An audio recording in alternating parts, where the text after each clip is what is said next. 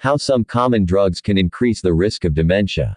My mother's ACB score is displayed in big, bold, fire engine red letters beneath the list of prescription drugs I have input to calculate it. ACB stands for anticholinergic cognitive burden. I only thought to explore anticholinergic drugs, what they are, their effects, and which ones my mother may be, and may have been, on, when a doctor remarked on the dementia risk of sleeping tablets. Many sleep aids are anticholinergic, he told me. That means they disrupt a neurotransmitter in our brain called acetylcholine, which is essential for memory. The drugs that bear this AC burden and are responsible for stacking up that score, and not in a good way, in my mother's case, include an anti-anxiety, an antidepressant, and an antacid. It's easy to remember which drugs affect acetylcholine because they begin with ant, or antihistamines, anti-anxiety, antidepressant, antacid. These drugs do not need to be taken for long before an effect manifests. One study found that drugs with strong anticholinergic effects thought to be cumulative, had the potential to cause cognitive impairment when taken continuously for as few as 60 days. Anticholinergic drugs, and they don't all need to be prescribed by a doctor, some are OTC meds, block possibly one of the most important neurotransmitters. Acetylcholine has been called the memory molecule for the crucial role it plays in recall, learning, and focus. It was one of the first neurotransmitters identified, about a century ago, and is one of the most abundant in our nervous system. A typical early sign of insufficient amounts might manifest as senior moments. I squirm with recognition as I remember that's what I called my mother's earliest memory lapses. Another early symptom is the loss of spatial awareness, and I remember puzzling when my mother asked, "Now, where's the bathroom again?" How did she not know? I wondered. Acetylcholine is imperative in the conversion of short-term memories to long-term ones. Think of it as the program essential to transfer data to a careful archive. My mother's archive is empty. What files remain are falling apart and dusty. Most are missing. There are huge gaps in her cerebral annals.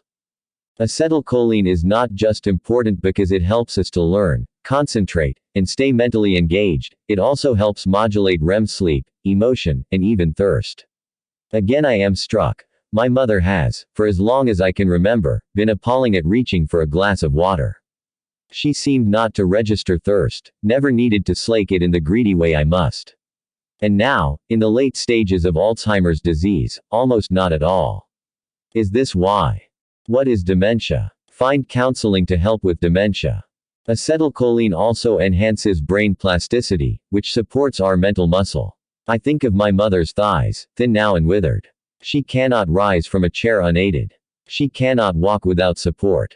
I am witness to this wastage. It is obvious, on show. We cannot see the atrophy in our brains. We don't notice until it's too late.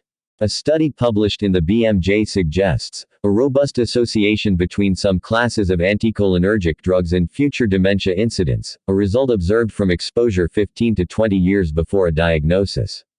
Did my mother's physician not know this when he added a drug to manage urinary incontinence to her antidepressant, anti-anxiety prescriptions? She certainly didn't. Acetylcholine levels decline as we age. It's in these advanced years that physicians may see fit to prescribe drugs to boost mood or aid sleep or alleviate incontinence. Oxybutynin, say, which scores a maximum 3 on the ACB scale, the medication my mother was prescribed a decade ago. Or something for a sluggish digestion, ranitidine, perhaps, with a burden of 2. These conspire to damp down that all-important, ever-depleted memory molecule even more. Of course, these drugs have a place. But perhaps they don't all have a place at the same time. Perhaps there are safer alternatives. Doctors need to be mindful of the risks they pose, especially to an already at-risk population, the over 65s. Patients do, too. Everybody does. Know your ACBs.